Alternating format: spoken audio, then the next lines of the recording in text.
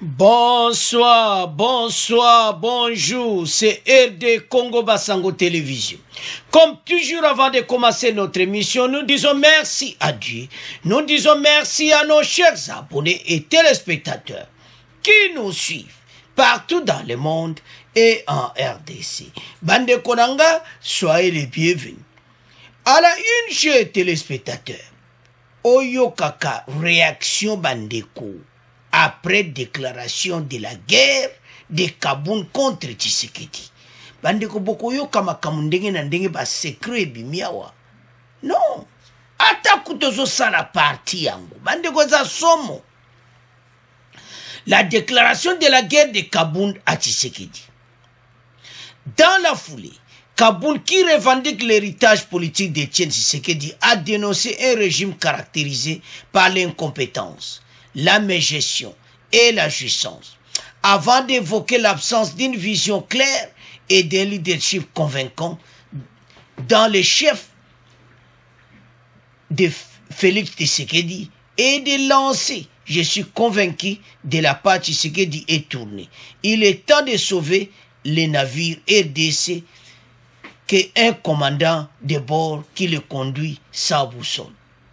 Ah, Fatiazo conduire pays sans boussole. Bande ko ba réaction boko yoka nan tozo tanga malu apeto kena réaction po émission ezaka pona ba réaction. Songo yoka makamuna muzindo ezakuna na Congo News 24. Revenant sur ces mots de grande proximité avec le président de la République, Kaboun expliquera encore qu'il essayait en vain de rappeler l'ordre du jour, nuit à Félix Tshisekedi, qui présente comme un danger pour les sommets de l'État. Un homme et un clan qui vide nuit et jour, qu'est-ce d'un État devenu un club d'amis pour les apprentis sorciers de tous bords exerçant leur stage au sommet de l'État. Abie bela batu bazawana bango nyonso wana. Bazo ya kubazo vide kesi l'État, bazo ya tout autour à Fachi. Donc, so nazo tala Kaboun, nazo mona, est-ce que Kaboun, azo sa la parti politique na boiti? Est-ce que, akokoma, président de la République? Total. Lelo Moussapia zo tiepa Fachi, ekoye la epi un jour. Mais, nazo monati, qu'il sera capable d'éviter. Alors, maintenant, bandoki à Congo bazui dossier na maboko. Partout des réactions. Botanga makamusu bakomiona. Décidément, il ne fait pas bon être trop près du soleil quand on ne revient pas de Bruxelles ou de Paris, qu'on n'a pas à partir toutes les petites affaires européennes du clan Tshisekedi. S'amuse un Quinois, pourtant proche de 10e rue de Limite. Quinois n'a pas même la 10e rue, après ma Kaboun, Yoko Azoloba. Au début du régime du Tshisekedi, il y avait 3 têtes politiques, 2 têtes et demie. Pour être sincère, Jean-Marc Kaboun pour les parts et l'assise populaire à Kinshasa et Vital Kamerhe pour tisser les liens politiques qui comptent en dehors de l'IDPS. La demi-tête, c'était Félix Tshisekedi qui observait et bénéficiait du travail de 2 hommes. Donc, ce qu'on t'a bien ma commentaire, je pour na Kaboun à Bimis. Batouba Konkoloba n'importe quoi. Alors, Kaboun azana kanda makasi. Mais, azo salabe rebeli. Yazo monake a protégé clan ya héritage Etienne Tshisekedi. Non. Kaboun ozo détruit l'héritage ya Etienne Tshisekedi. Parce que ce qu'on a construit yango yoko akulo makambote. Il faut le baga makamba parti na yo. Parti wana totalate. Bozabe côté mona IDPS. Eza guerre. Toyebi ki ya osala tout abjape bato IDPS menandimité. Bana IDPS. Bana wewa. Pona Fachi. Kaboun yo zana problème. Bana wewa. O gaepe bango. Bakene pe gingabwa. Oh. Kaboun tika baji. Eza eza somo bandeko na ngai. Alors réaction mususu bandeko o asef kim bandeko bandoki ya Congo babani kobima te yokao. Jean-Marc Kaboun de nous avoir, merci Jean-Marc Kaboun de nous avoir révélé les secrets des policiers, chose qui est connue de tous.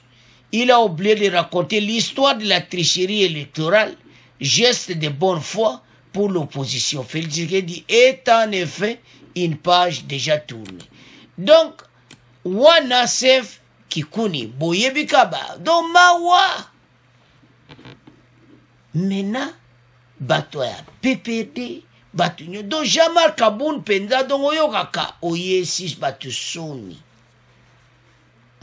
osali soni parce que falo lobelango na ndenge oyo te ezosala propriété na ndenge yo lobeli yango donc ezosala pena o balobaka mawato. Alors sans plus tarder toyoka makambango na ba commentaire nango boto continue mission na biso. Politique. Le vrai problème du développement de la RDC est l'absence de l'État comme superstructure sur laquelle doit être bâti tout projet de société. Propos de Jean-Marc Kaboun. Il s'exprimait ainsi au cours d'une conférence de presse tenue ce lundi 18 juillet ici à Kinshasa. Parmi les points évoqués, ce député élu sur la liste de l'UDPS Tshisekedi et ancien premier vice-président de l'Assemblée nationale a annoncé la formation de son parti politique dénommé Alliance pour le changement. Paul Matendo. Parlant de son parti, Jean-Marc Kaboun estime que l'homme congolais reste la priorité des priorités. Nous estimons dans l'Alliance pour le changement que le vrai problème dans ce pays, c'est d'abord l'homme congolais, mais ensuite l'absence de l'État. Il regrette par ailleurs que le régime en place ait repris le système de l'impunité. Le peuple qui avait nourri l'espoir de voir une nation s'établir après la passation pacifique et civilisée du pouvoir a vu renaître les sentiments du tribalisme et du régionalisme. L'opinion nationale est scandalisée de la reprise avec force de l'impunité dans notre pays. Jean-Marc Kaboun a également parlé de la déstabilisation des institutions provinciales. Le processus de la décentralisation est battu en brèche par le pouvoir en place en y institutionnalisant un clientélisme et une corruption à grande échelle. Les institutions provinciales sont devenues ingérables. Au sujet de sa collaboration avec le chef de l'État, il dit avoir déconseillé à Félix Tshisekedi le plan de se maintenir au pouvoir par le glissement. Quand j'ai appris tout simplement qu'un plan s'est tissé autour du président Félix pour gagner 2 ans de glissement, puis organiser des élections où la tricherie était en train de se préparer, parce que beaucoup se vantaient déjà d'avoir la CENI, j'ai dénoncé cela. La taxe RAM a été également évoquée. Selon lui, cette taxe est une escroquerie de la population. Alors, bande konanga tolandi biso nyonso Jean-Marc Kaboun. Donc yé parti politique na ye salami, mais il y a mon faya l'Obama B pas chef de l'État. Ce sont des mots où a utilisé za mawatro. Bande kwa ba réaction ya kosakana te sikoyo. Eloko ni nezo sala pasi. Eloko zo sala pasi awa. Ezali la façon ndenge ya lobeli yango. Ezo sala soni oyo kakape mawa parce que yende a trahir héritage à Tshisekedi. Et ça l'encontre ya lobby que héritage à Tshisekedi donc o sale le moto bomi kutu. Miozolo ke fatia bomi héritage à Tshisekedi yonde muto bomi na ba commentaire oyo. Parce que yo zalaki na fachi. Yaba lo l'ennemi a yebi comment ko diviser. Maintenant, je ne sais pas akosala ndenge nini. Situation na ye est comme un grand problème. Donc, dossier Obalobaka et si et yindi. Alors, ce qui est total à biloko aboye. Donc, au moins, a clairement le bien, en tout cas. Jean-Marc Kaboun a sali erreur. Façon, n'enga memeli makambo yo. Donc, erreur moko grave. Mais, aye bake, malobo ya utilisé. Ezande mawa. donc a sauvé le komo te kuta bominde zomona bandeko kolo bandenge ya lobi wana botala ngona ba angle belé parce que bazalaki ensemble ya yebi makambo nyonso ne legaki pa faci lelo asali parti politique ya bani kofinga o bani kofinga bandeko ça fait mal hein? Na soni pe mawa komona koma biloko aboyi mpona ye amoni kaka no makambo kitoko mais osali erreur moko grave donc dossier oyo toza nango bandeko ezosala pasi pe mawa na façon ndenge ka ye alobi oyo balobaka mawa ya kosakana te oyo eza oyo kaka haute trahison mais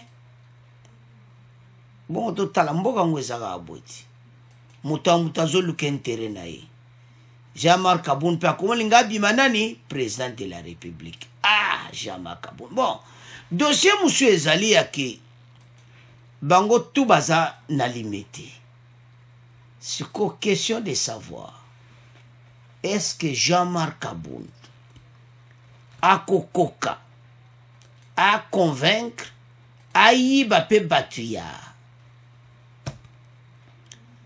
bataille de pesa mema bango na parti politique na ye point d'interrogation nandimite bana wewa ya ko passer parti politique na ye lolo ya osala eza ba stratégie